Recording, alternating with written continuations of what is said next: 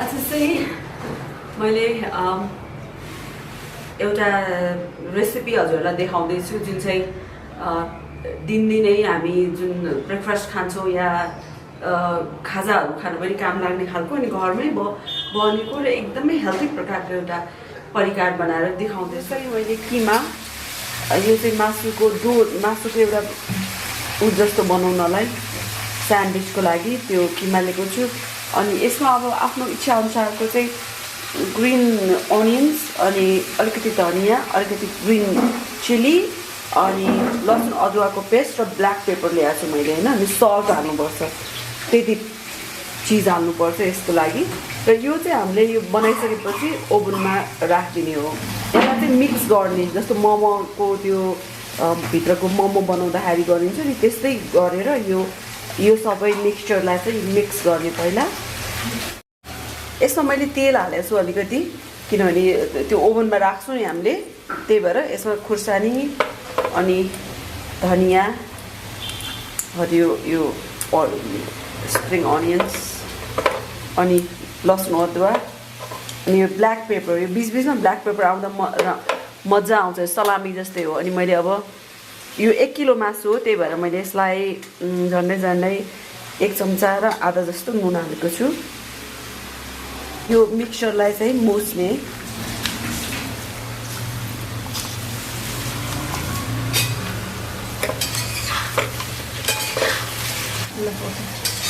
यो mixture ready भयो। खासमा यो जस्तो हामी सलामीहरू हुन्छ नि, मैले black paper cross black paper हालेको छु यसमा। सलामीहरू जस्तो नै हो यो स्यान्डविच बनाउनको लागि, किनभने हामी ब्रेड पकेट बनाउँदैछौँ। अब यसलाई चाहिँ नि एउटा सेप दिने, कुक गर्नु, किनभने काट्दाखेरि मिल्ने गरिकन यस्तो प्रकारले सेप दिने होइन। यहाँ चाहिँ मैले तेल लगाएर राखेको छु, यो ओभनको भाँडोलाई तेल लगाएर राखेको छु। यो काट्दाखेरि अलिकति पिसेस हुनु पऱ्यो नि त होइन, त्यही कारण यतिको बनाएर राखेको छु। अब यसलाई मैले 2टा या 3टा बनाउँछु। अब त्यो चाहिँ भयो मासुको बाटो होइन। अब अहिले मैले यसलाई यो हट मस्टर्ड सस जस्तो बनाउनु लाग्छु होइन। नर्मली हामी किन्छौँ त्यो मिठो हुँदैन त्यति, अनि त्यही कारण मैले हट मस्टर्ड सस बनाउनुलाई चाहिँ पहिला यो कालो तोरी र पहेँलो सर्सो 2टा मिक्स गरेँ होइन। यसलाई मिक्स गरेर आज यसलाई मैले भिजाएर राखिदिन्छु, किनभने यसलाई हामी ग्राइन्ड गर्छौँ भोलि। अनि के हाल्ने त्यो सस बनाउँदा म बताइदिन्छु यहाँलाई। यसलाई अलिक एकचोटि पाल्नु पनि होला। अब यसलाई चाहिँ पानीमा भिजाएर राखिदिने, भोलि यो हट मस्टर्ड बनाउँछु र अर्को म्यानेज पनि बनाउँछु। घरमा बनाएको जस्तो हेल्दी बाहिर बजारमा किनेर ल्याएको हुँदैन, स्वादै फरक हुन्छ। जस्तो म्यानेजहरू हामी बाहिरबाट किनेर ल्याएको एकदमै स्वादै अमिलो अलि नमिठो खालको हुन्छ नि, तर यो चाहिँ एकदमै मिठो हुन्छ यो घरमै बनाएको म्यानेज। भोलि म यहाँलाई सिकाउँछु त्यो कसरी बनाउने। अब तेस्रो काम, पहिला हामीले मासु बनायौँ अनि दोस्रो यो मस्टर्डलाई मैले भिजाएर राखेँ। म्यानेज हामी भोलि बनाउँछौँ होइन। अनि बाँकी पिठो मुछेर राख्नुपर्छ होइन। अनि घरमा चाहिँ प्रायः हामीले युज गर्दाखेरि चाहिँ जहिले पनि चाहिँ विटको पिठो राम्रो हुन्छ, गहुँको पिठो राम्रो हुन्छ मैदाभन्दा। त्यही कारण म चाहिँ गहुँको नै प्रयोग गर्छु। त्यही कारण अहिले अब हामी पिठो मुछ्छौँ। यो इस्ट मैले बजारबाट किनेर ल्याएको, यो खनाएर राख्नुपर्छ। अहिले चाहिँ मैले प्याकेटबाटै निकालेँ। मैले यसमा 1 चम्चा टिस्पुनको 1 चम्चा आधा जस्तो इस्ट राखेँ, धेरै पनि राख्नु पर्दैन। अब यसलाई जसरी हामी मुछ्छौँ, इस्टलाई सबैतिर लाग्यो। कसैले ब्रेडमा चिनी या नुन पनि हाल्नुहुन्छ होइन। मैले चाहिँ अब किनभने म्यानेज पनि बनाउँदैछु होइन, जुन फ्याटै हुन्छ। अनि अरू पनि मस्टर्ड हट मस्टर्ड पनि बनाउँदैछु, त्यसमा नुन नदिने हुन्छ भनेपछि यसमा चाहिँ मैले केही पनि हालिनँ। यो प्लेन डो मात्रै मुछ्न लागेँ। यहाँ चाहिँ आलु पाक्दै रहेछ, आलु फ्राई। यो आइरनको कराई किनेर ल्याएर रहेछ, जसमा चाहिँ कालो दाल पकाउँदा एकदमै मिठो हुन्छ। बसन्तीले डिनरको लागि बनाउँदै रहेछ। डो चाहिँ रेडी भयो होइन। तर मैले यस्तो बाटोमा राखेँ भने यो एकदम फुलेर फैलिन सक्छ इस्टले गर्दा भोलि बिहान। त्यही भएर मैले यो राइस कुकरमा राखेँ। यो अब फैलिएर भए पनि बाहिर निस्किँदैन नि त, त्यही भएर यसलाई छोपेर राखिदिनु। यसलाई पनि यो चाहिँ रोटी त्यस्तो बिना फुलेन चाहिँ मैले एक्सपेक्ट गरेको थिएँ। तर यस्तो भएर अलिक स्पन्ज जस्तो हुन्छ। तर आई थिङ्क अलिक यो साह्रो भयो जस्तो छ एकदम धेरै फुल्छ यो रोटी चाहिँ इस पुगेन जस्तो छ यो हिजो हामीले बनाएको मासुको त्यो प्याटी चाहिँ यहाँ छ यो यस्तो भयो ब्राउन भएको छ अब यसलाई काट्नुपर्छ स्यान्डविचको लागि चाहिँ काटेर बट्टामा राख्ने यसलाई पिसेसहरू गर्ने जस्तो हामी स्यान्डविचमा हाल्दा पिसेसहरू गर्छौँ नि त्यस्तै पिसेसहरू गर्ने यसलाई मैले यो ब्रेड पकेट त्यो ब्रेडको यस्तो बनाउँदा चाहिँ यो सुन्निन्छ ठुलो हामीले इस्ट हालेको थियौँ नि यो चाहिँ ठुलो भएर सुन्निन्छ यो हामी यो रोटीहरू अझै बनाउँदैछौँ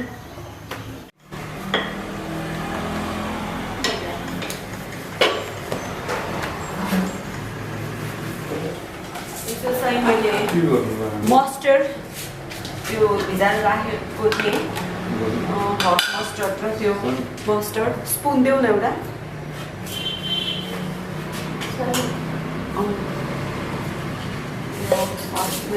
हट मस्टर्ड र तोरी र अनि रायो मिसाएर राखेको थिएँ हिजो यसलाई चाहिँ उप्स ग्राइन्ड गर्ने यो भेनिगर हो भेनिगर हाल्छु र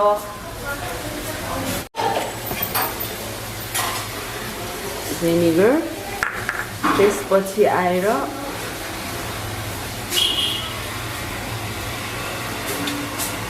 यस्तै 1 चम्चा चाहिँ सानो टेबल स्पुनको 1 टेबल स्पुन चाहिँ सल्ट अब यसलाई चाहिँ अलिकति पानी हालेर नि र ग्राइन्ड गर्ने अहिले चाहिँ हामीले ब्रेड रेडी गरिसक्यौँ त्यसपछि आएर मासु पनि रेडी गरिसक्यौँ अब त्यसमा हाल्ने स्पाइसेसहरू भनेको हट मस्टर्ड होइन त्यसपछि मैले म्यानिज बनाउनु लाग्छु म्यानिज पनि सिम्पल किसिमले होइन मैले यो भर्जिन अलिभ ओइल प्रयोग गर्न लाग्छु र अन्डा मात्रै त्यसमा म चिनी र अलिकति नुन मात्रै प्रयोग गर्छु ठिक पारेर राखेको छु यो चाहिँ स्यान्डविचको लागि सामानहरू हो यो चाहिँ मैले म्यानेज बनाउन ठिक पारेको छु अहिले यो अन्डा फुटाएर हालौँ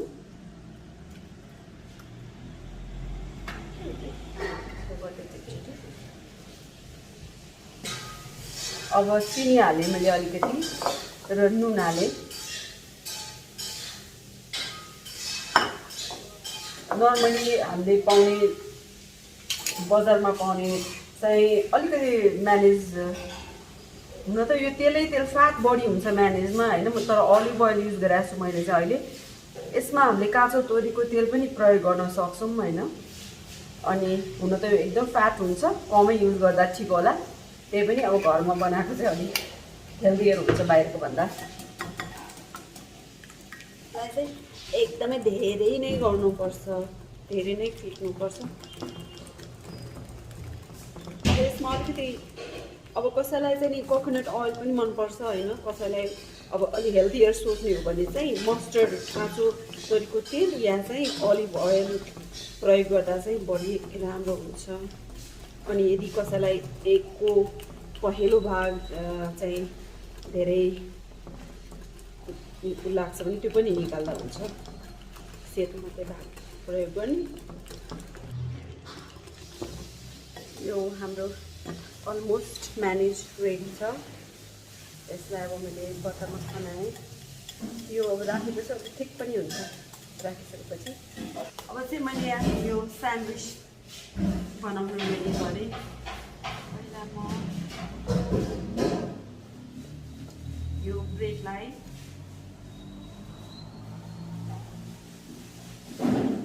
दुई भागमा छुट्याउने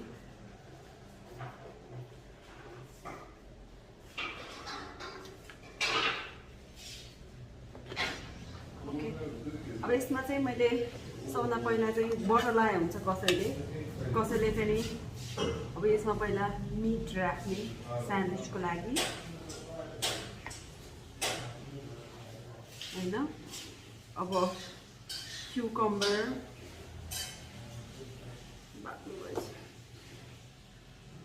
स्ट्रेटेड लेटसलाई राखे पनि हुन्छ। अनि त्यसपछि टमेटोज होइन, यसमा ब्ल्याक पेपरहरू अलरेडी छ, त्यही पनि कसैलाई थप अनि ब्ल्याक पेपरहरू चाहिन्छ भने सल्ट रहेछ, कसैलाई सल्ट यसमा छ, ब्रेडमा बाहेक सल्ट छ यसमा। ओके कस्तो साउन्ड आयो। कसैलाई ब्ल्याक पेपर चाहिन्छ भने अलिकति ब्ल्याक पेपर हाल्नुहुन्छ। त्यसपछि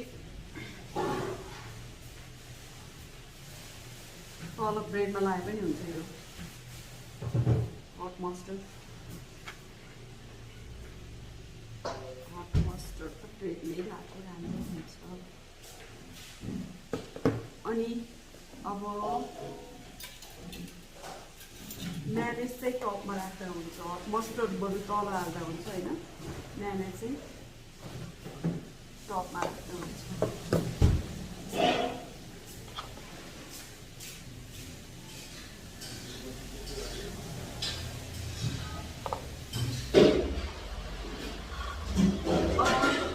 अब चाहिँ यो जुन मासुहरू छ यो फ्रिजमा राख्न सक्नुहुन्छ, लाइक यो 2-3 दिनसम्म राखेर खान मिल्छ। अनि ब्रेडहरूलाई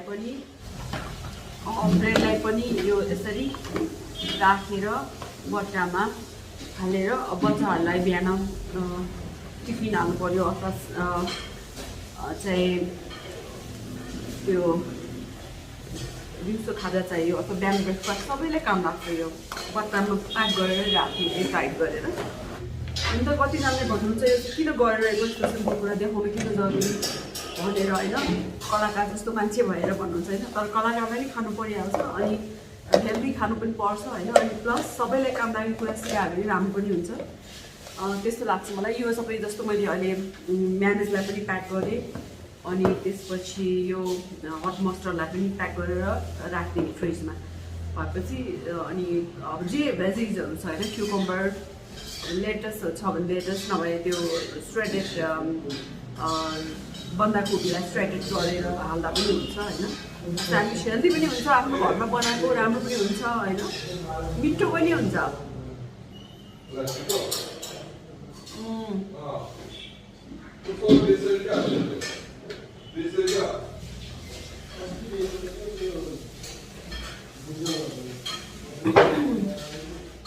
आज मैले मेरो खिच्दा क्यामेरा फुटाएँ, अहिले मैले यो फोनबाट खिच्दैछु।